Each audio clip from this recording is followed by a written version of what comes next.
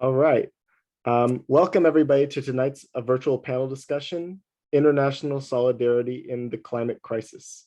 Thank you all for joining us. My name is Drew. I'm a member of the Ecosocialism Working Group of the Boston chapter of the Democratic Socialists of America. And this call is co-hosted by the Immigration and Internationalism Working Groups of our chapter. And it is part of a longer series of monthly discussions about current developments around the world from an international perspective. If you're interested in joining any of our groups, or if you'd like to join our upcoming reading group on Theoria Francos's book, Resource Radicals, she'll be speaking today, then I invite you to please sign up on the Google Doc form that Steve just sent here, so you can hear from us in the future. Tonight's call is in response to a major event in climate politics, the Glasgow climate crisis, or COP26. This event convened world leaders once again to make big promises about addressing the climate crisis. Yet, as activist Greta Thunberg puts it, many of the promises are just blah, blah, blah. Global North countries making big, vague declarations about emissions decades in the future, even though already planned fossil fuel extraction within their borders already far exceeds those commitments. This raises a question. What should international solidarity in the climate crisis actually look like? What should we in a wealthy superpower do to stand in solidarity with the primary victims of climate change who did little to cause the crisis? So we are very lucky to have 5 outstanding speakers to help us tackle these issues. Professor Ginny Stevens of Northeastern University, Liddy Nakpil of the Asia Pacific Movement on Debt and Development, Lala Pinarada of Trade Unions for Energy Democracy, Theoria Francos of Providence College, and John Foley of the University of California, Santa Barbara. And after the presentations, we'll have a Q&A session. Before we get started, some Zoom protocol for tonight. Please keep yourself muted unless you're asked to be unmuted. Message your questions to me privately on Zoom, which I'll read out loud. So if a speaker is talking and you think of a great question, just message to me and I'll keep note of it and ask in the Q&A session for you. And yeah, above all, just be respectful of our speakers who are very generous in giving us their time. So without further ado, we'll start with Ginny Stevens. Ginny Stevens is director of the School of Public Policy and Urban Affairs at Northeastern University.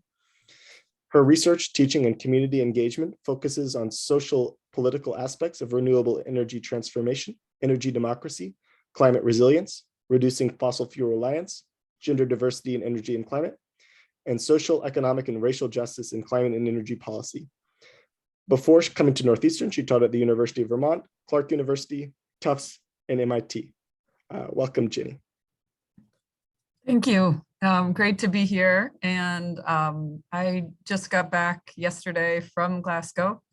So I guess I can share a few insights from the experience of being there.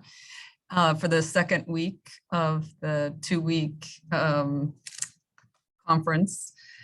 And I guess I think many of the observations that I can share, probably people may have read about already.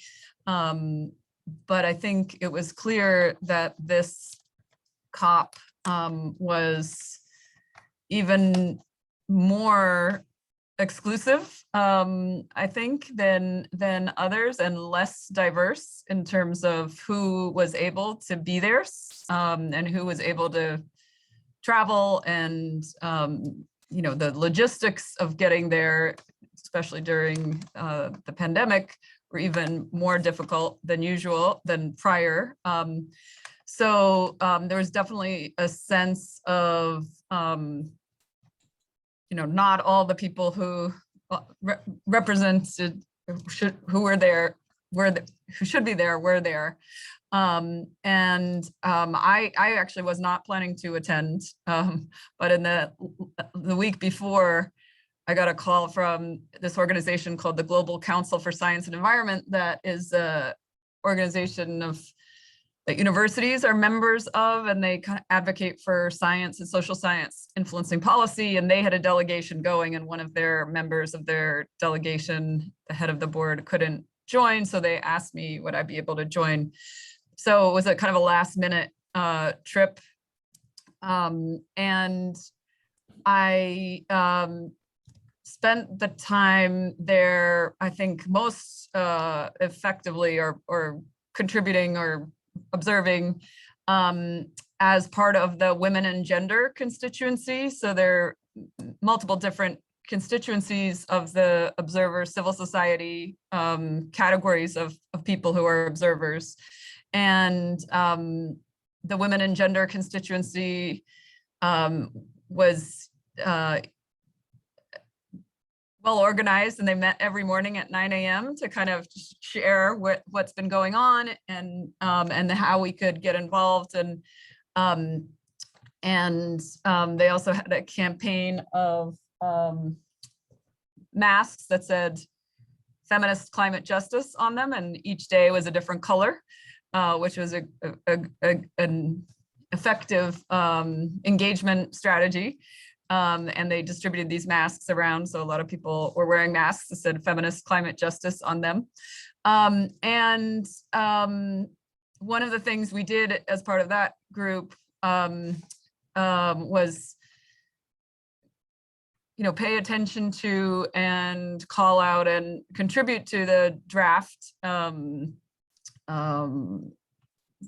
final agreement language that was going to be agreed upon by the end. And obviously, as many of you may have heard, one of the big contentious issues was the degree to which fossil fuels are going to be called out explicitly. By Wednesday of last week, so with just a few days left, the draft language was circulated among everybody, and was said that coal phase out was included, but nothing about oil and gas. And then language to reduce, or I think it was reduce fossil fuel subsidies. Then at the end, that got changed at the last minute to coal phase down instead of phase out. And then the fossil fuel subsidy language was further qualified, I guess, by saying end or reduce ineffective fossil fuel subsidies. So it wasn't a, absolute, obviously.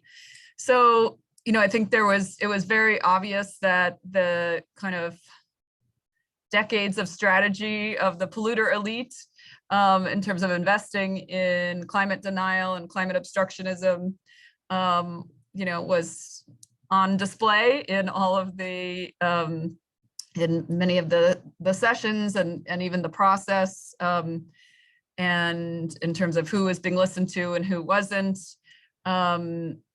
I know many of our colleagues from the least developed countries in the global South, really felt that it felt like people aren't listening to the dire circumstances, right, that so many people are dealing with. And it was also pointed out in a couple of discussions that, the American discourse is really in a bubble, disconnected from the rest of the world in many ways.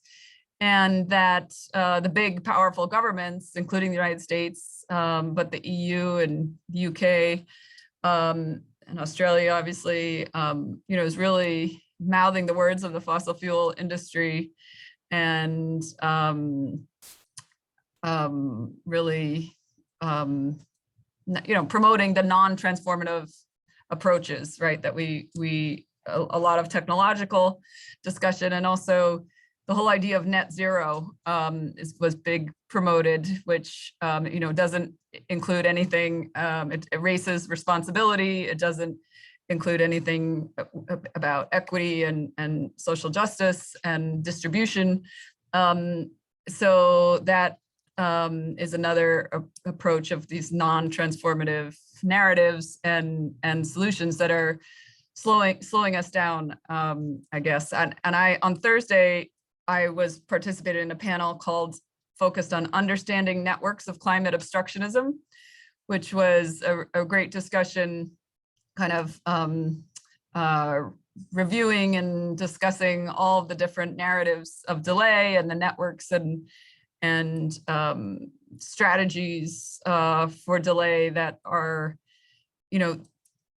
even more obvious and blatant now than I think they ever have been. So I think the optimism comes in with how the protesters and so many constituents in the halls and people around the world are calling out in a much more explicit and way how unjust and not having the public goods interest here, and it's so corporate oriented in terms of who has the power.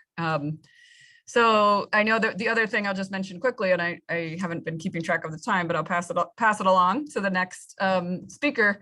But there's quite a lot of obviously discussions about greenwashing, but similarly with different constituents, with the youth, for example, and Indigenous people and others, were given voice and given a platform to talk and express their concerns, but then those concerns aren't then integrated into the agreements that are made. So that people were saying there's youth washing as well as greenwashing, and this kind of disingenuousness, I guess. And so there's a lot of frustration and anger at the end, but I think many people didn't have that high expectations in the first place. In some ways, not surprising, but I think people always, have hope that something different might happen, and at some point something different will happen. But I think, there were a lot of the same old strategies, just morphing in a little bit of different stance. The only thing I'll say before I end is here in Boston, Michelle Wu is our new mayor, and she has a plan for a Green New Deal for Boston, and she really does represent transformative politics, or is attempting to. So it'll be very interesting to see. She's being sworn in tomorrow, and with a very different approach that does center social justice, racial justice, economic justice, and focusing on acknowledging the how these problems are linked, and not thinking about climate as a separate issue, but how it's connected with economic justice and kind of a more inclusive and distributed politics. So that also provides some optimism that can feed our collective action in the weeks and months and years ahead. Yeah, thank you so much, Jenny. That was wonderful. And always nice to have a bit of optimism to motivate us. So next we come to Liddy Neckbill. So good morning to Liddy. She's calling in from the Philippines. Liddy is an activist from the Philippines. Liddy is an activist from the Philippines working on economic, environmental, social, and gender justice issues. She is the coordinator of the Asia Pacific Movement on Debt and Development, co-coordinator of the Global Campaign to Demand Climate Justice, and a member of the Coordinating Committee of the Global Alliance on Tax Justice. She also serves as vice president of the Freedom from Debt Coalition in the Philippines and convener of the Philippines Movement for Climate Justice. Welcome, Liddy. Hi, good morning or good evening to everyone. Good afternoon to John. That was such a long introduction. We could have just stopped at coordinator of APMDD. I work mostly with Asian People's Movement on Debt and Development as coordinator, as Drew said. And it is an alliance of people's movements, grassroots organizations, community groups across several countries in Asia. We have been around for more than 20 years, and our work is focused on system change through waging national, regional, and global campaigns. So one of the major issues we've been taking up for so long is that of climate change.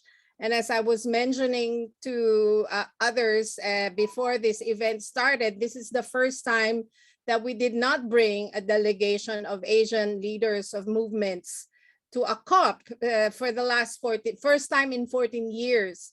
because of vaccine inequity, complications of visas. Many of us are coming from red list countries, uncertainties over quarantine procedures and rules. So about a month before the COP, we decided to give up and concentrate on intensifying our actions from where we are in Asia. So one of the things we do at COPs, which we consider one of the important arenas, not the only, certainly we don't have any illusion that the solution for climate change will be achieved primarily through the negotiations. One of the things we do is to hold actions inside and outside the venue, to engage media, engage the negotiators, challenge them in policy debates. So we stepped up those kinds of efforts also from where we are. I guess our high point was last Monday of the second week of the COP, November 8th. We had over 500 actions in a day throughout several countries in Asia. So that was a big effort for us also to do that simultaneously in one day. One of the things that I was asked to talk about is our takeaway from COP26. As I said, we were not there physically, but we were certainly monitoring, responding to issues, and present indirectly because our partners on the ground knew we will not be there. So we had a lot of recorded events and Zoom in of presentations and so on. Just to maybe say something about the outcomes, not surprisingly, Jenny did mention that many groups are not surprised that this COP has failed to deliver on what the world needs today. No clear decisions and agreements were actually made. If you look at the outcome text very carefully, it's peppered with words like we emphasize, we recognize, we call on parties, we affirm. Those words don't really represent any clear decision or agreement. So it's like calling on parties is like parties telling themselves, we're calling on ourselves to do this. It's not a commitment, right? It's not an agreement. And while some people, of course, this is significant that for the first time, an outcome from is talking about fossil fuels explicitly. If you look at what they're calling on themselves to do, it doesn't really represent any major progress from where we are. On fossil fuels, for instance, as Jenny pointed out, they're talking about phase down of coal. So let's also focus on what they meant by coal. They're only talking about unabated coal, so phase down is already short of a phase out, a clear phase out. And unabated coal is actually talking about only coal technologies that are not accompanied by CCUS, which is carbon capture and storage. So the fact that they're making an exception to coal, so all technologies of coal that will come with carbon capture and storage is going to be exempted from the phase down. So that's very significant for us because there's a lot of pronouncements by governments to use CCUS. So that's going to exempt a lot of fossil fuel technology. No mention of gas and oil in terms of either a phase down or a phase out. And as Jenny also mentioned, they were referring to only a phase out or phase down of inefficient fossil fuel subsidies. The G7 has been promising this for years, since 2009. And the important thing to remember is the qualifier inefficient. Apparently, they consider very little subsidies as inefficient because there has been very little progress in the phase out of public subsidies. We also have to mention about climate finance. They failed even though the UK announced that this would be a big aim at the COP to fulfill the $100 billion pledge of climate finance. They even failed to do that. In fact, they've postponed the meeting of that requirement to 2025. And it's not even an agreement. It's again reminding themselves or urging themselves to meet that. And I guess the most important thing to say is that even meeting this $100 billion pledge would have been a failure because this is only a fraction of the reparations for climate debt and even the legally binding obligation of developed countries to fulfill in terms of climate finance. the UNFCCC's estimation of climate finance that should be delivered is in the trillions. And this is, it's the UNFCCC report itself. So 100 billion should be, if they meet that, it's not something to be proud about. They should be ashamed that they're only trying to aim for 100 billion. There's a few other things that must be said, but I guess other speakers might touch what the outcome says and then negotiations and decisions on market mechanisms, for instance. That's one of the things that we should take note of. But I must also add that on the sidelines of the COP, not the negotiations itself, there's a number of positive signals that have come out, but these are not because of the negotiations. These are because of the hard work of campaigners globally on energy, for instance. We note that 19 or 20 countries announced the fossil fuel subsidy phase out by next year as a declaration, and that more than 190 countries, organizations, and institutions also signed on to a pact about coal phase out. So these are important highlights, but just to clarify that this is not because of the negotiations. These are merely responses to many, many years of hard campaigning of energy and climate campaigners all over the world. And lastly, just a question on how we think US groups can express solidarity with the struggles of the South. I think as far as US groups are concerned, there's many things that we can all do in solidarity with each other. But I think one of the most important things is really challenge, resist, and oppose what the US government and US corporations are doing globally, not only in your countries, but globally, and especially in the South. On climate, one of the things that we need to emphasize is that the US continues to be the biggest contributor to climate change historically and in a continuing manner. It's climate debt is so huge that it's not enough to reach real zero domestically. And I emphasize real zero because net zero is another area of debate. Net zero is a cop-out. It's allowing more emissions and relying on unreliable technologies such as carbon capture and storage to grab the emissions they will continue to have into the atmosphere. So it's not enough to reach real zero domestically for the US. It has to bring about more mitigation actions elsewhere, and that for that it has to provide climate finance. It has to also pay reparations for the damage that it has caused historically and in a continuing way. So part of climate finance should also cover for adaptation, loss, and damage. Oh, that's another failure of this COP. They did not respond to the demand of the South to have a different financial mechanism for loss and damage. The US is the biggest culprit. In Paris, it was the one that insisted that they will only sign on to the Paris Agreement if there is explicit decision to leave out compensation and liability for loss and damage. And then in the end, it did not sign on. Well, now that it's signed on back, then I think that that's also important to note that there has to be a lot of accountability on the part of the US to deliver on its obligations. I think I've talked too much. Thank you so much. And I hope to participate in at least part of the Q&A. Thank you. Thank you, Liddy. That was wonderful. So now for our next speaker, Lala Piñaranda is a socialist and feminist activist born in Colombia, working on labor, climate, and Latin American politics and economics with the Trade Unions for Energy Democracy Global Network and the International Committee of the Democratic Socialists of America.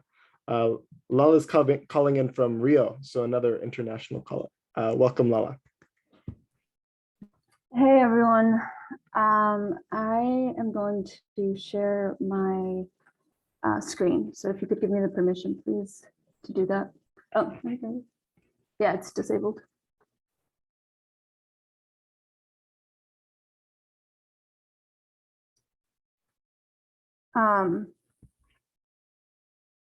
It's still disabled. Can you But check now? while, sure, I can check now. Yes, perfect. Thanks so much. All right, so my remarks will be very brief. Yeah, I think as the speakers before me have said, the sort of pre-COP organization was just a total shit show in terms of getting Global South participation. As you know, the coordinator for TUED for Latin America, the task of trying to get Latin American representatives, trade union leaders that have been working so hard to develop these just transition programs to COP to share them, and then finding, you know, through like the UK kept updating their red list, etc., you know, fighting for funds to get there, etc., just really highlighted the absurd inequalities in this COP particularly. But I think something super valuable that came out of COP are these tons of COP26 coalition videos that are on the COP26 YouTube page. There's just so many talks, and a lot of them are excellent. So my first recommendation is just to check those out. I'll highlight one of them, which was the Working Class Struggles Against Climate Change, Union Stories from the Frontline, which was co-organized by TUED, Trade Unions for Energy Democracy, and featured one of my favorite trade union leaders, Silvia Ramos, who is the Secretary General of the Mexican engineers within the oil sector. Just extremely powerful woman, and her presentation was excellent. So that would be one recommendation. And Trade Unions for Energy Democracy, along with Public Services International, TNI, FNMG, FNME, CGT, which is the French energy union, and a bunch of others, CTA Autónoma from Argentina, were sort of active in the series of talks that Trade Unions for Energy Democracy put on. And during COP26, TUED released two documents. The first was the TUED working paper number 14, which I really recommend that you read. It's on the Rosa Luxemburg, I think the New York office page. And then the other was this Programa Sindical para un Futuro Energético Público, which I'll go into in a little bit, but it's the product of a 2020 global trade union assembly, which sought to, ended up gathering over 1,000 trade unionists to talk about how trade unions were responding to the pandemic. And from that, there came a sort of working group that over the course of 2021 has sort of constituted a trade union task force, which has created a more technical sort of, a more technical document on just what kind of just transition is being proposed by trade unions who consider themselves to be sort of anti-capitalist, anti-neoliberal approaches to the just transition, and on the other hand, favor a public goods approach to an energy transition with public energy, with democratic control. And I know these are all slogans, but in that 150-page document, it's sort of really spelled out. And it's probably the most detailed trade union document on a just transition, at least that I've seen. And anyway, the trade union program that was published during COP26 is the sort of summarized version of that. But I want to talk a little bit about sort of what I heard global trade union comrades from trade unions in Latin America say sort of when we were debriefing about COP26. And it's, essentially, again, this sort of reflection that the 33 countries of Latin America combined produce only 5% of total emissions, with 6 times less than the US population, 6 times less than the US, but with twice the population. And this, idea that several of the Latin American territories are, I guess I hate this term, but a kind of like ground zero for climate change, in the sense of the rich are getting richer, the poor are getting poorer, climate's getting more extreme, and cross-border migration being one of the sort of ways of responding. And so here we see in this graph, which is from the TNI, a recent TNI report, showing Latin America and the Caribbean accounting for 5.8% of historic emissions, but 4.5 million disaster-related displacements in just 2020. And so we talked a lot about migration and how migration was being talked about in COP26 throughout the different events that they attended. I didn't go, I was in Rio. And they talked about how racialized migration was, right? And I think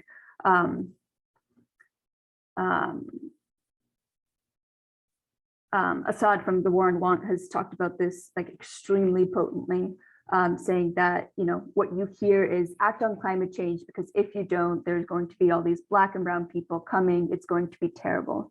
And needing to maybe diverge. There's an excellent podcast on Novara Media, which I recommend, in which Assad sort of discusses this, but talking about the need to make the broadest possible, sort of use the broadest possible term for this climate-induced migration and tying it with economic-related migration, because ultimately what we want is the ability to have legal obligations tied to the resources made available to migrants. And of course, right now, most of the migrants are internally displaced people, but increasingly we can see sort of potentially international border crossings.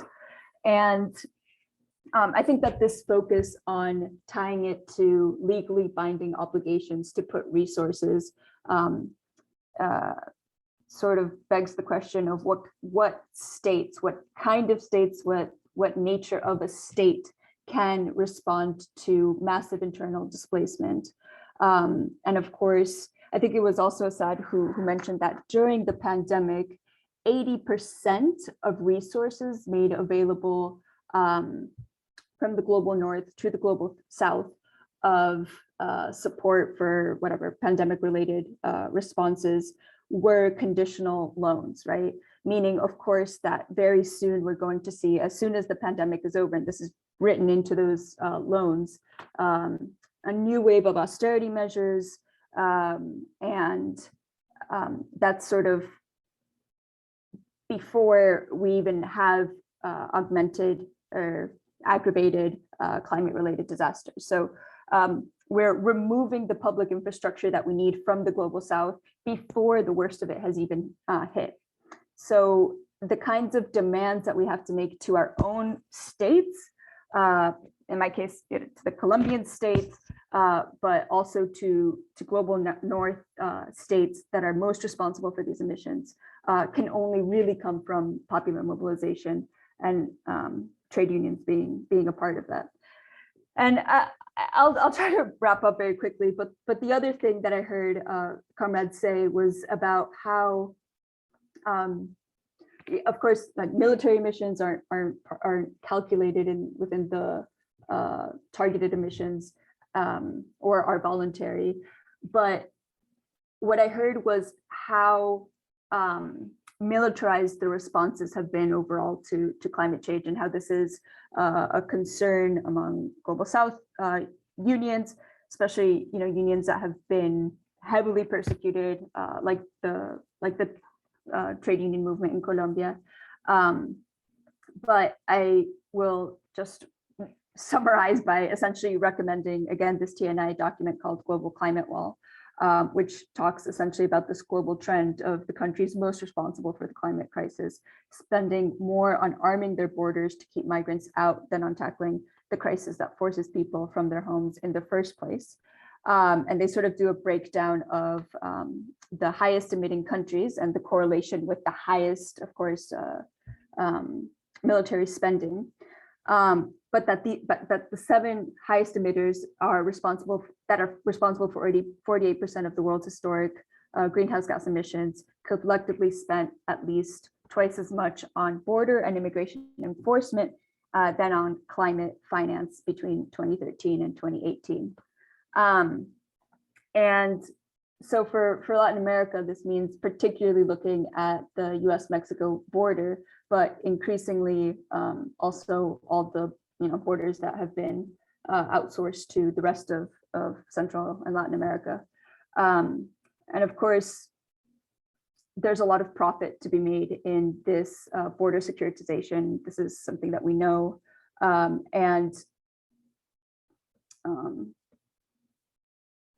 The United States in particular spends 11 times more on border and immigration enforcement than it does on climate financing. And you can see like a bunch of White House reports that sort of allude to the importance of the Defense Department's response to climate migrants, etc. And I wanted to include this because it's something that we've been working with the Puerto Rican Electrical Workers Union recently. And sure, like the militarization of borders in response to climate change can take, this sort of whatever drone warfare type scenario, but it can also take this very concrete scenario that is happening. These photos are actually from yesterday. And they depict private security for the Luma contracted workers. So this is part of the privatization of the electricity sector in Puerto Rico after the Hurricane Maria. That's something that they've been trying to do for a long time, right? Privatize the electricity sector. But there's been a huge mobilization on the part of the Electrical Workers Union to reject Luma and to have UTIER be sort of the main union that would continue to work with the state, with public energy. And these are photos again from the private security that was contracted. And then I'm like sort of over time, so I'm just trying to wrap up quickly. But it also takes, for example, in Colombia, the violence that comes with private security along the mining corridors, and sort of the man camps and the sexual violence and the trade union persecution that goes with this militarization. And it's usually Canadian mining companies.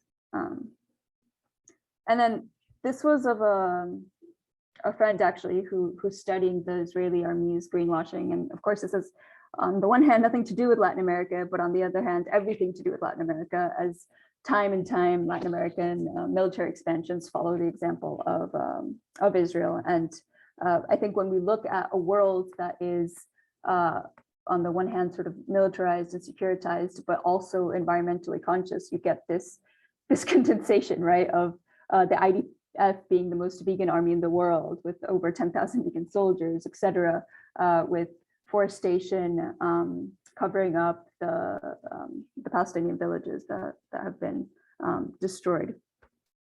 And I think just to wrap up, this was the trade union program for a public low carbon energy future that TUED, PSI, FNME, CGT put out. And this was my favorite part of the document, this second column or second block, which focuses on trade union demands for the introduction of democratic governance and control in public energy. And there's just so many exciting examples of what that looks like in public energy companies, of how to get sort of workers and energy users involved in democratic decision-making processes with sort of like mandatory statutory duty to operate in a manner consistent with the long-term interests of people and the environment. I mean, I think that could be like a talk of its own. I think ESCOM is probably the sort of ESCOM transformed efforts, or in South Africa, are another example of very detailed proposals on democratizing and putting worker power at the center of public energy. And I'll close it there. I mean, I think that Latin America has a bunch of Latin American trade unions have done a lot of work on their own to create their own proposals for energy transition. These are just examples from Brazil, from Colombia, from Chile, but they really center around sort of fighting for the use of so the reclaiming of energy to public hands, and then the use of the revenue produced to fund a just transition within the country. And then there's also work around reforming the mining code and lots of valuable things, but I'll leave it there. Thank you. Thank you so much. That was really, really great. Yeah, and MJ asked in the chat, if you have the links to any of these documents, I'm sure people would be really, really excited to have them. So you can either send them to me after, or drop in the chat, or whatever. That'd be really wonderful. But thank you so much. Next, we're going to hear from Theoria Francos. Theoria Francos is an associate professor of political science at Providence College and an Andrew Carnegie Fellow. Her research focuses on resource extraction, renewable energy, climate change, green technology, social movements, and in Latin America. These themes are explored in her book, Resource Radicals, From Petronationalism to Post-Extractivism in Ecuador, from Duke University Press. Her co-authored book, A Plan to Win, Why We Need a Green New Deal, from Verso. And her next book, Extraction, The Frontiers of Green Capitalism. She is a member of the Democratic Socialists of America and previously served on the organization's Green New Deal campaign committee. Welcome, Thea.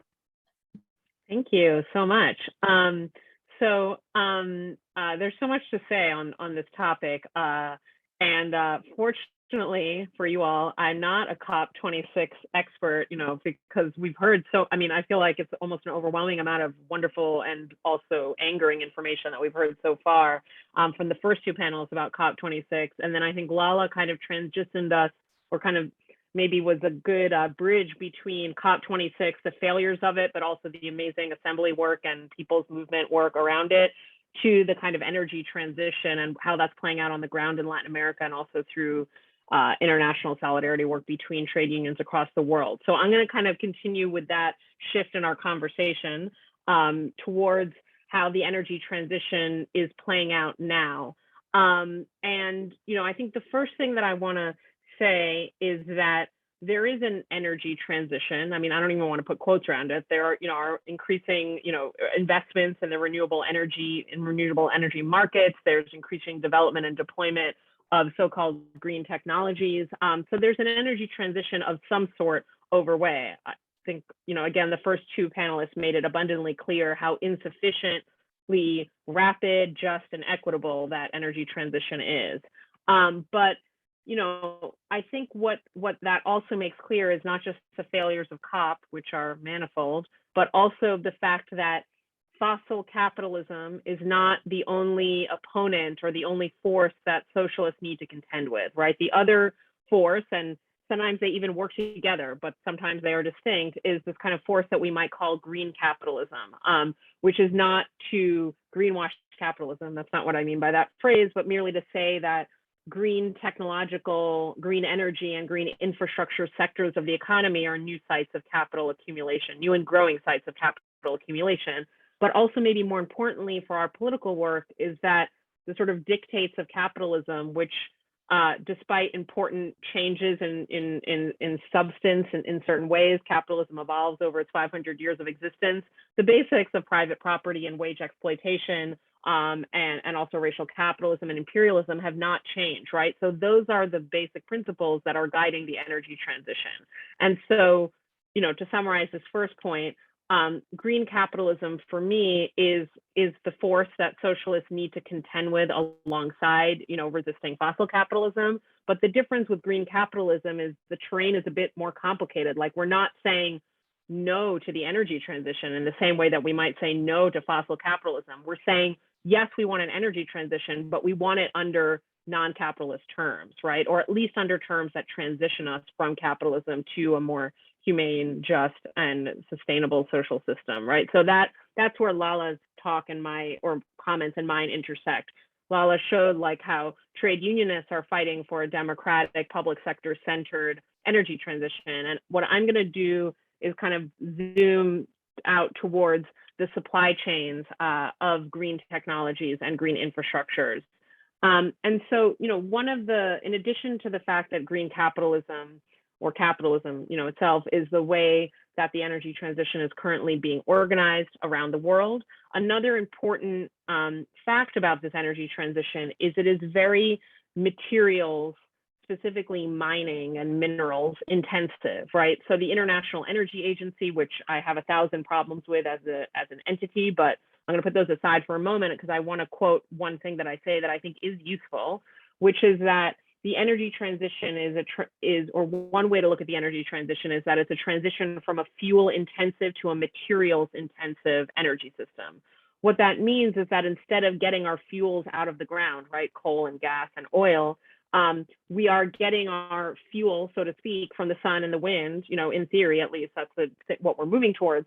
But in order to create this whole set of infrastructures and technologies that can harness, distribute, and deploy that energy, we need physical infrastructures and technologies in the world, right? We need solar panels, we need wind turbines, we need electric vehicles, we need batteries, and we need huge amounts of transmission lines. And I say need in quotes because how much of these things we need is precisely what we should think about, but we need some of them, right? And so the new energy system that's emerging is one that doesn't involve taking fuel out of the ground, but does involve a huge material footprint on the planet in terms of both the footprint of the wind turbines, the transmission lines, et cetera, but also all of the minerals that are pulled out of the ground in order to produce those things. What I focus on in my research is lithium, which is one of these so-called critical minerals that's essential to the renewable energy transition because of its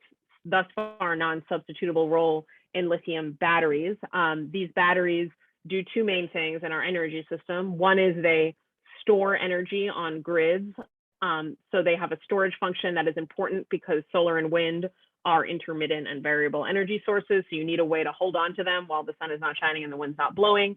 But more importantly, in terms of the quantity of lithium and what's really driving this historic skyrocketing demand for lithium is electric vehicles, which are the main component of lithium demand right now, and that will only increase over time. So lithium is extracted from multiple places in the world. The place that I focused on, and so I'll take us back to Latin America where Lala ended her talk, is Chile, where lithium is extracted from the Atacama Desert, the second driest place on Earth and the driest desert on Earth.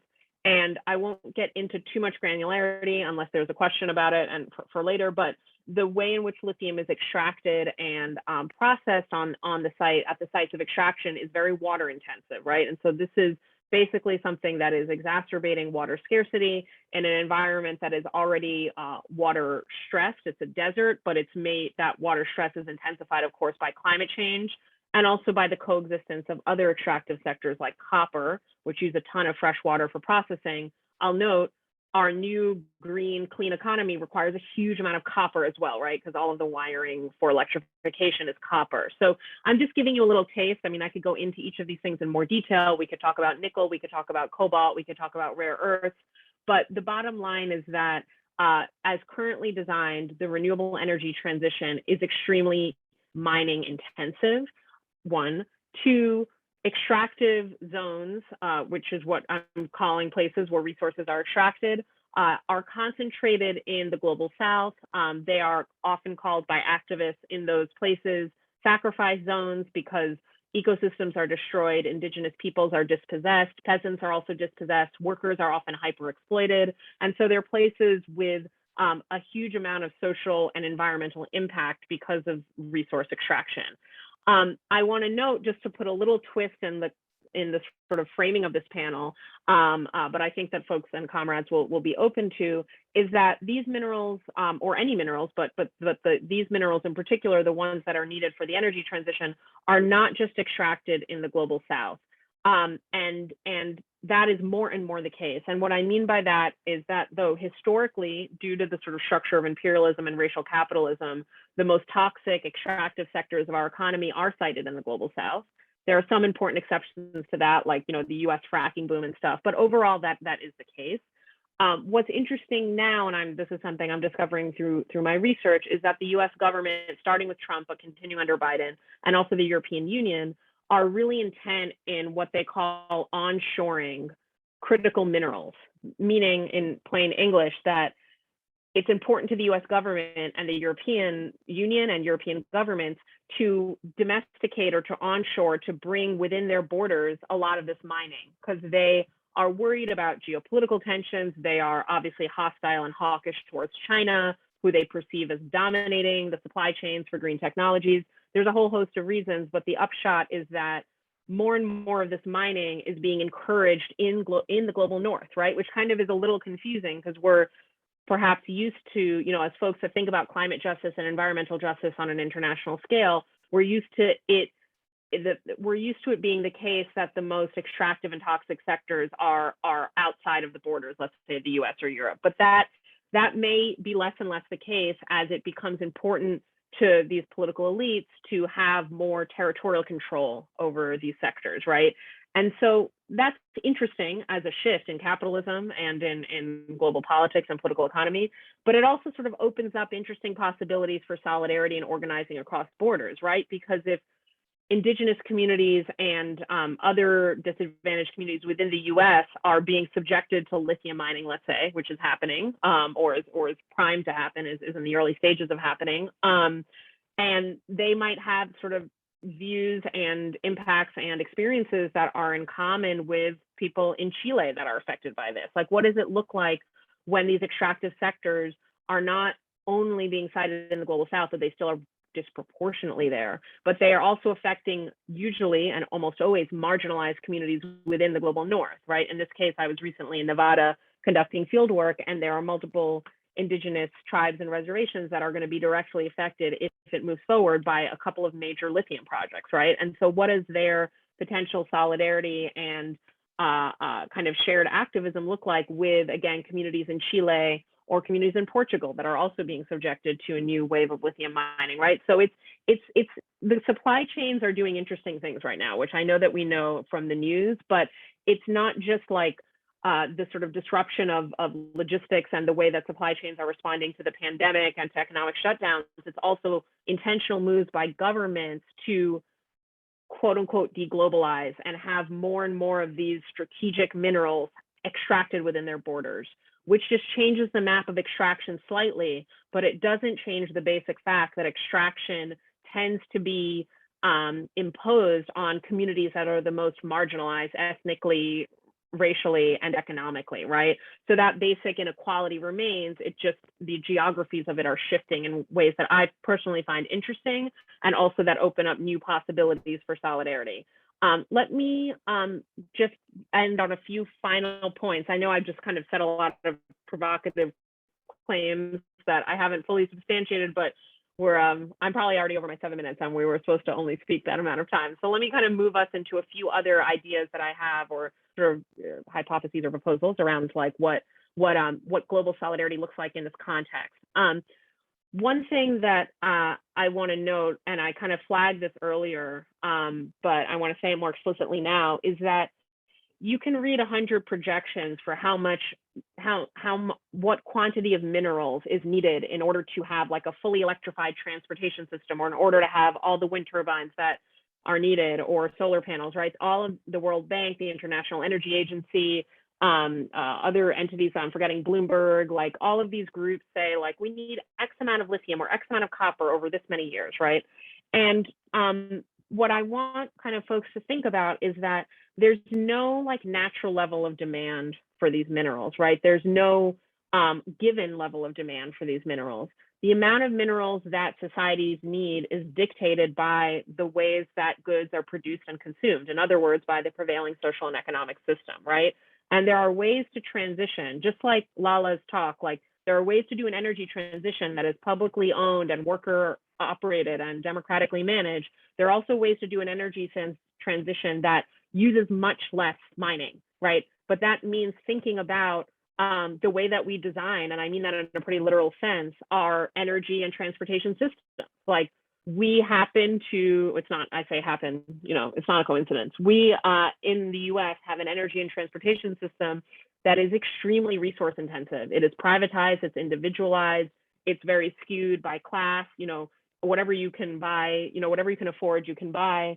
The idea of like individual car ownership, individual home ownership, all of these things are like literally the most resource intensive ways to build out an energy and transportation infrastructure. And one of the main problems I see now with the sort of green capitalist version of the energy transition is we're just kind of keeping all that in place, the, you know, single family home, the individually owned car, the long commute, and we're just making it run on renewables. But that is the most energy intensive and resource and water and everything and land intensive way to conduct an energy transition. What would it look like if instead we took this opportunity to change how we produce and consume in order to use much less of the Earth's bounty? So that's one takeaway. And there are two more and they're shorter than that one. The second is like thinking more rigorously about what eco-socialist strategy looks like at a global scale, right? One thing I've mentioned that I think is interesting is communities, indigenous, peasant, working class communities around the world beginning to connect around this extraction issue, crossing big, you know, expanses and crossing borders to connect in resisting all of this new mining that's happening as a result of the energy transition. So that's one way to think about it. Another is like a different orientation of the supply chain, not, you know, one extractive zone to another, but instead tracing from extraction to logistics to manufacturing to end use, right? Like that's the whole supply chain. What would it look like? I'm just going to throw this out there, and we talk about it a bit in A Planet to Win, for like, you know, unionizing efforts at the you know, electricity unions that Lala was talking about, or at electric vehicle production sites at a Tesla factory, like for unionizing those places later down the supply chain, like in manufacturing. What would it look like for those unions to be connected to the communities resisting extraction, right? Like to think about the supply chain as a way to organize transformative politics to change our system from green capitalism to something like eco-socialism. So that's just another provocative thought. And then the last one is just a suggestion, and is the shortest thing I'll say, and then I'll end, which is that I want to encourage folks in this room, if you're not already involved, and I say not as an individual, but as like a member of DSA, as a collective, as a representative of a collective, to get involved in some of the stuff that we've heard about from all the speakers. Like there are regional, hemispheric, and global alliances that are really left-wing, that are doing amazing climate justice and energy justice work.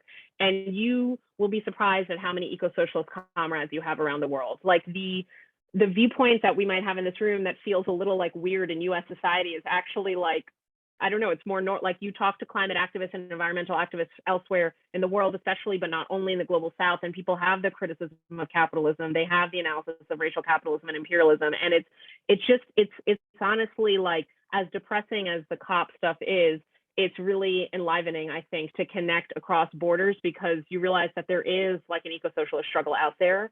And you have a lot of comrades, and people are always really happy to meet a USian. I won't say American because, you know, I'm a good Latin Americanist or whatever, and Latin American myself, but, you know, a US person that has these views is like, people are like, great, I'm so glad to meet you. What can we do to work together? So I will end it there. And sorry for also abusing my time slightly. Oh, no, that was wonderful. Thank you so much, Thea. That was really great. And I'm just going to use this as an opportunity to promote once again our upcoming reading group for Thea's book, Resource Radicals, on intra-left debates in Ecuador, which will be really, really fascinating. So if that's interesting to you, please sign up at this form. I think it'll be really exciting. So now we'll move on to our final speaker for the evening. John Foran is the Distinguished Professor of Sociology and Environmental Studies at the University of California, Santa Barbara, where he teaches courses and does participant activist research on confronting the climate crisis, global climate justice activism, and other movements for radical social change, and the co-creation of systemic alternatives beyond capitalism. His books include the multiple award-winning Taking Power on the Origins of Revolutions in the Third World, which presents a theory of the causes of revolutions in Latin America to Africa, Asia, and the Middle East, spanning the period of 1910 to the present, and a comprehensive history of Iran, Marxist history of Iran up to the revolution, fragile resistance, social transformation in Iran from 1500 to the revolution. Welcome, John. Thank you, Drew. Thank you, Boston DSA. I spent happy years of my childhood going to school in and around Boston, but I'm even happier here on the West Coast, I have to say. And greetings from the Santa Barbara chapter of the DSA. It's a pleasure and honor and a thrill to be here with all of you. Some really great speakers, some folks I know from here and there, and a lot of new folks. And I'm going to return to the event of the COP16, if that's okay, again. Well, there's quite a lot to digest there. The final documents are 56 pages and 17 pages, and I haven't read them yet. Even though there's a lot to digest, any experienced COP goer could have written up the outcomes even before it started. It's not hard. I've been to 5 COPs, most recently Paris in 2015. I've met the most amazing activists there. That's the main purpose of going to a COP. I've wrapped my head around what the COP is and does, and Paris was the end of the line for me. And I'm going to share a bunch of links in the chat after I speak. I've got a couple of ebooks on COP and Paris related issues. So as COP26 began, Greta Thunberg summed up the whole thing quite succinctly, using just one word, although she had to repeat it 3 times, blah, blah, blah. And as it ended on Saturday around 1 p.m. Pacific time, she tweeted, "The COP26 is over. Here's a brief summary, blah, blah, blah. But the real work continues outside these halls, and we will never give up, ever." This COP was probably in the history of the COPs more than just yet another failure. It was a fairly epic failure. And we can start with the process leading up to it, right? You remember that so many people could not get there. The British government really screwed up this fake invitation they gave to make it possible for anyone to come from any part of the world, even though there was COVID ravaging many parts of the world. So one really has to ask why it was held at all under these conditions. Neither delegates nor the world's people could get to this summit. And for large numbers, and this is beyond the usual restrictiveness due to not having the means to travel, to be lodged, to miss work and income, and so on. I've heard it aptly referred to as the apartheid COP. It can also be called the COVID COP to connect 2 of the global crises that beset us. And for those who managed to get there, I've heard it said, it was the whitest and richest and most restricted and exclusionary COP ever.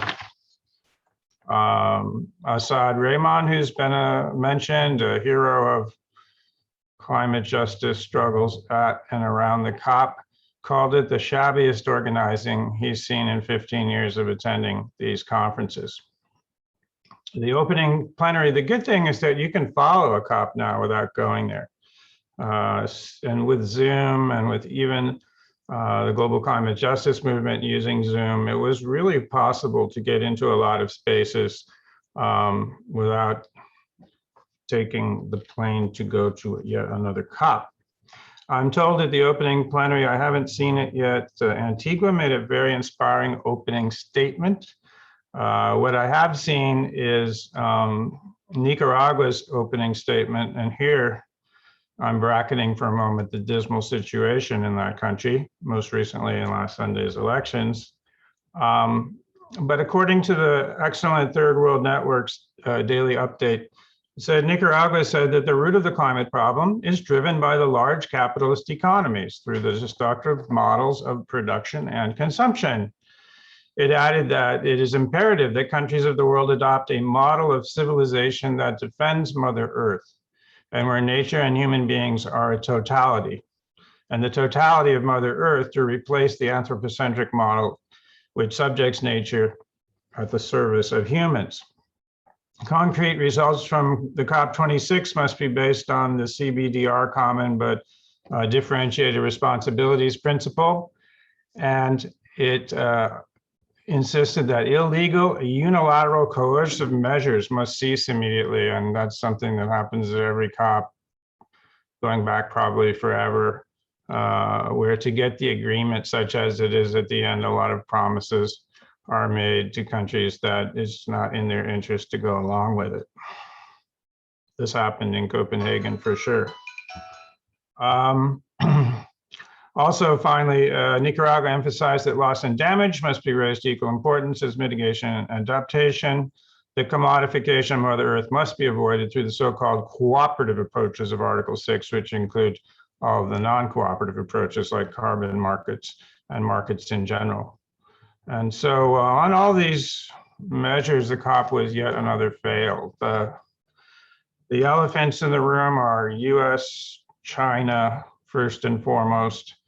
The excellent daily publication ECO from the Climate Action Network gives a Fossil of the Day award, and variously Japan, Scotland, the UK, Brazil, Norway, Russia, India, South Africa, and Australia all vied for that almost every day. The stalwarts at the COP, as always, were the 44 island nations that are comprise AOSIS, the Alliance of Small Island States, and some of the other countries, no doubt, from ALBA, probably Bolivia, but not too many others. The excluded at this COP was, of course, most of the global South, led by Africa. Also excluded basically all the peoples of the world, the indigenous, the front lines, youth, workers throughout the world, women, the list goes on. On the final day, the official line from Patricia Espinosa, who's now the executive secretary of the UNFCCC, has taken the role held by Christiana Figueres for many years, who presided over Paris, extensively drew on the metaphor of a bridge COP. And I'll quote her. At COP26, parties built a bridge between good intentions and measurable actions to lower emissions, increase resilience, and provide much needed finance. A bridge leading to the historic transformation we must make to achieve rapid reductions this decade and ultimately towards the 1.5 degrees Celsius goal. A bridge between the admirable promises made 6 years ago in Paris to the concrete measures that the scientific evidence calls for and societies around the world demand. The tone of defeat is easy to read between these lines, and they're sad to listen and take them at face value. But even more, they're tragically devastating to contemplate. The disconnect between the rhetoric and the reality is astonishing. I haven't really had a moment, as I always like to collect the sentiments of the global climate justice movement. They have been streaming in since the weekend, but we can review a little. On Friday, the second to last day of the COP, there was a huge walkout of many civil society organizations. They held a people's plenary that laid the framework for that. And they issued a people's declaration calling on what we actually want to see outside this COP. Countries to commit to their fair share of effort, strong binding targets toward real zero by 2030. Meeting the $100 billion, actually recognizing, as has been said, that we need trillions if we're going to have a real just transition, leaves no one behind. Recognizing that the reality of the climate crisis means that we need adaptation and loss and damage for the poorest and most vulnerable, and the rich countries need to take responsibility and liability for the damage that they're doing. This all from the People's Charter. We know that the polluters and big businesses who helped draft some of these causes, of course, the presence of the fossil fuel lobby at COPs is notorious and was egregious in this case. Who helped draft some of the clauses. This was our attempt as people drafting our declaration as a rallying call, both from the inside and the outside. And Saad Rahman, who's been invoked, said, on Democracy Now. Well, our response to this, we should not call it a Glasgow Pact. It should be called the Glasgow Suicide Pact for the poorest of the world.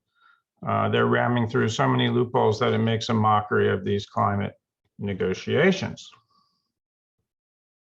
This is the same old story, only it gets, the irony, the agony of contemplating it year after year is really, really is crushing. So anyone who can walk away from the COP is probably walking in the right direction. What then do we need for climate justice? That's the real question, isn't it? That we should be discussing, and which we will be discussing in the days and the months to come, and hopefully in the remaining 15 minutes if I quit. For my part, and in this conversation among eco-socialists and radical climate justice activists, and in my classes, I advocate confronting the climate crisis in two ways: building the global climate justice movement together and creating systemic alternatives in our communities. And the strategy for achieving both of these is the network model. It's, Zoom has enabled, the COVID has forced us to meet people from all over. There's no way this meeting could have happened really before we all went on Zoom.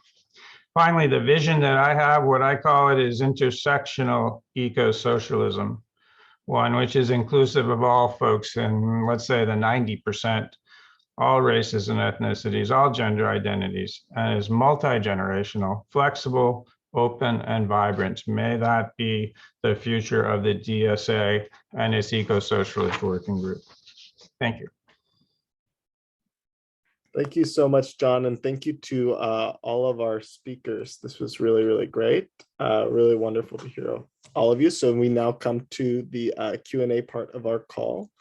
So again, if you're interested in the Eco-Socialist Immigration or International Working Groups of our chapter, or if you want to join our reading group, you should please go to this Google Doc that Steve just posted. Thank you, Steve. But yeah, without further ado, let's move on to the Q&A section. So we don't have a ton of time, but we'll try and get to at least a few questions. So again, DM me if you have a question. I just kind of wanted to lead with a question. Since we are co-hosting with our immigration working group, immigration is a topic that hasn't quite come up a little bit in our discussion so far. So from Clara, the head of our immigration working group at Boston DSA, what patterns of human migration have been observed or could be expected in relation to climate change? And what can the international community and governments do to address environmental migration? And then maybe in particular, what should we in the US do to organize around this? So yeah, to anyone on the panel, if you have any thoughts on, Lala talked about this a little bit with the border walls, but.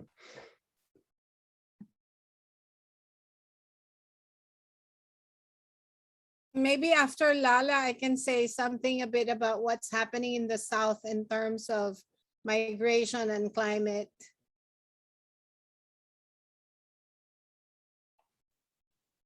If Lala wants to go first. No, go ahead. Okay, yeah. So we have many organizations in the South among overseas migrant workers and their families. In fact, one of our member organizations is Migrant Forum Asia. And for the last few years, they have been taking up migration and climate as one of their major themes. And they bring it also to global arenas to make demands around this issue. There's actually two terms that are being used now. One is climate-induced migration, and the other one is climate refugees. So there's quite an interesting and healthy, friendly debate about whether to refer to those who are forced to relocate because of climate as either refugees or climate-induced migrants. There's on the one hand, the discourse around this is looking at making sure there's legal and international new protocols and agreements around recognizing that climate is one of the major, now becoming one of the major causes of forced migration, as well as migration for work purposes. So in a way, voluntary in that sense, but actually in the broader context, it's also forced economic migration because of loss of livelihoods and work due to climate-related impacts. One of the initiatives is asking the UN to provide new protocols around this, and also to recognize under protocols around refugees, climate is indeed one of the major issues there. One of the things that also are being asked domestically is for national government policies on migrants and overseas workers and so on, to recognize this as well, and to do appropriate policies to address this and the needs of workers, overseas workers around this. A major issue also being debated and discussed is migration as a part of adaptation, because there is definitely a need to relocate communities, especially in countries like ours, along the coastal areas, in view of sea level rise and loss of livelihoods because of intrusion of salt water into lands that were used to be agriculture. So there's not much choice in effect in order to save these communities, to actually have planned relocations for these communities. So there's a lot of discussions around alternative policies and agendas to address this, and to address it not just in the wake of already disasters that have taken place, but for a longer and better planned way of addressing internal migration as part of adaptation responses. But there's going to have to be an extremely careful demarcation between what would be people-centered and human rights-centered migration as part of adaptation responses, as well as addressing actually forced migration because of climate.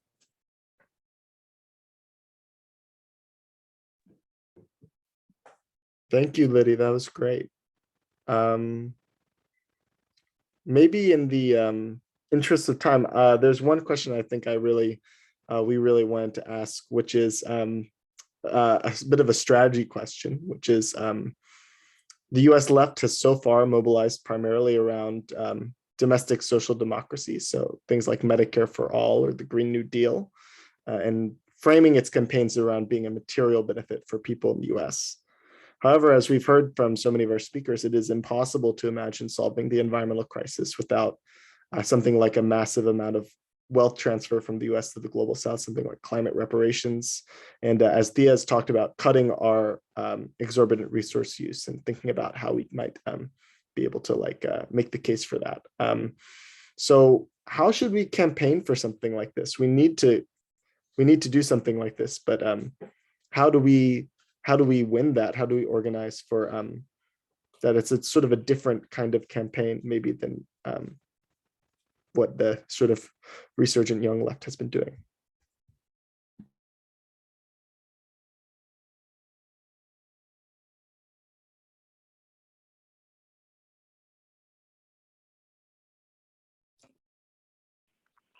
I will. Could say a little bit. Sorry. Oh, go ahead, Dea. Go ahead. Okay, I've I was just spoken jumping already. in because no one else was, and I could say a couple of things. I mean, I think that, there's a couple of ways to go about this, but there's no obvious way to do it because it's hard to mobilize people. So the people that we are most interested in organizing in the United States, I say we, I mean DSA, right? I'm not, I'm not speaking for other organizations. I'm a DSA member and we're in a DSA event. So my understanding of, though there's a lot of differences within our organization, there is a generally shared orientation that we are a multiracial working class organization, and that's who we're organizing, right?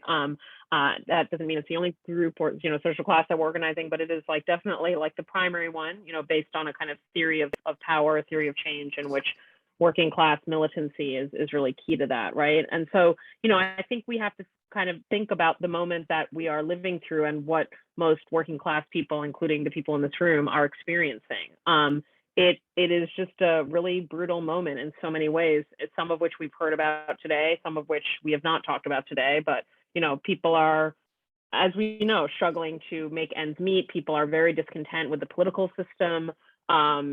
People, are increasingly militant in terms of their orientation towards their job. There's more strikes. There's also people just not working because they don't like being super exploited, right?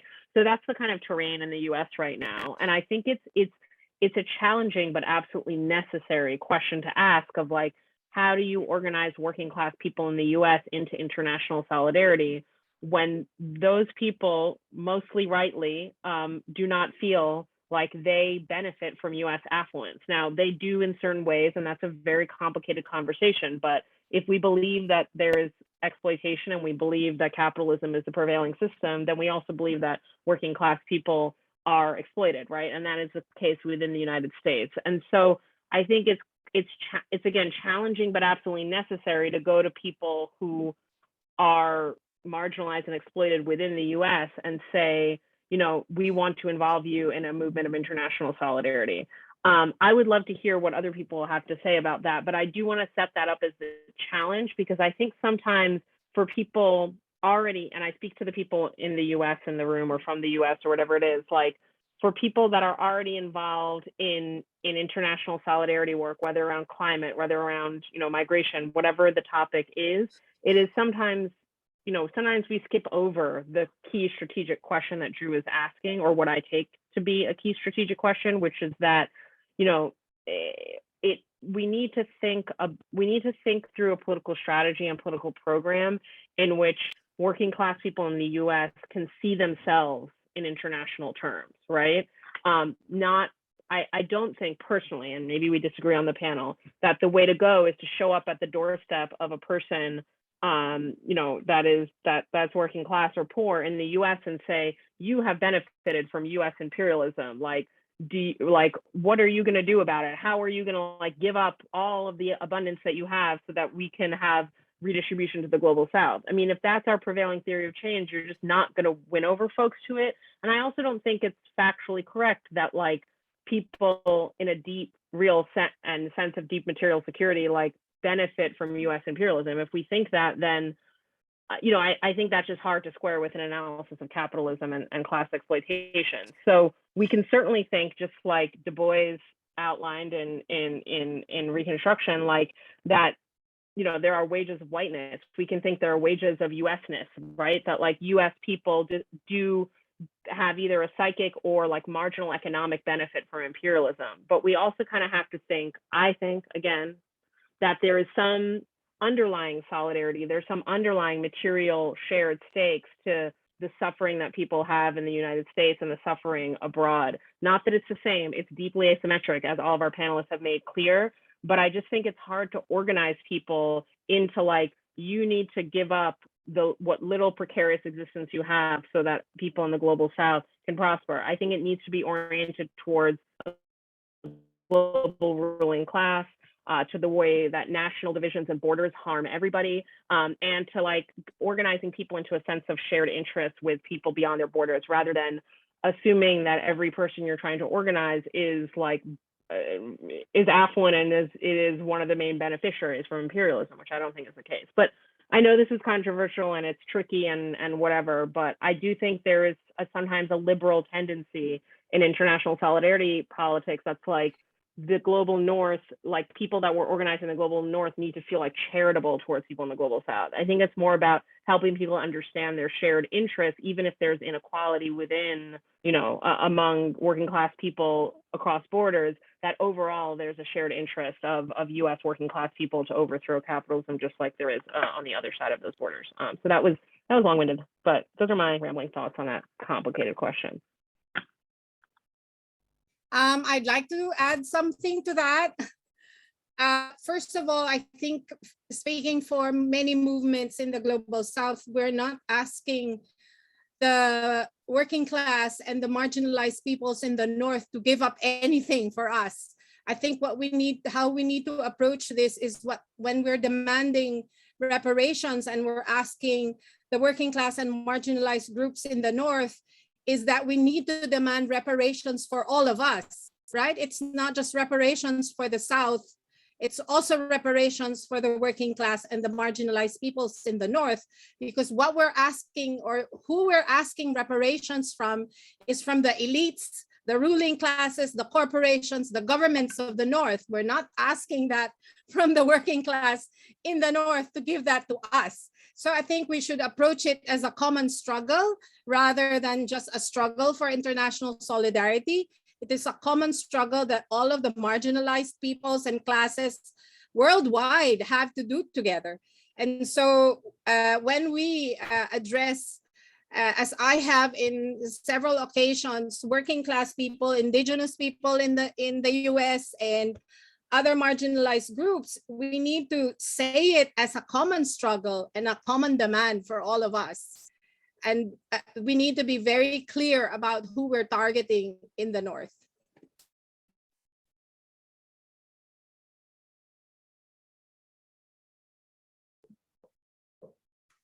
Thank you all. Unfortunately, we are out of time. We have 90 minutes scheduled. So thank you so much to our panelists. It was so wonderful to hear from you. I'm sure everyone feels similarly. Steve just posted our Google Docs. So one more time, if you want to hang out with us again and read Thea's work and continue organizing with us on immigration, internationalism, or eco-socialism, please sign that form. But thank you so much for coming. Thank you to our panelists. This was really wonderful.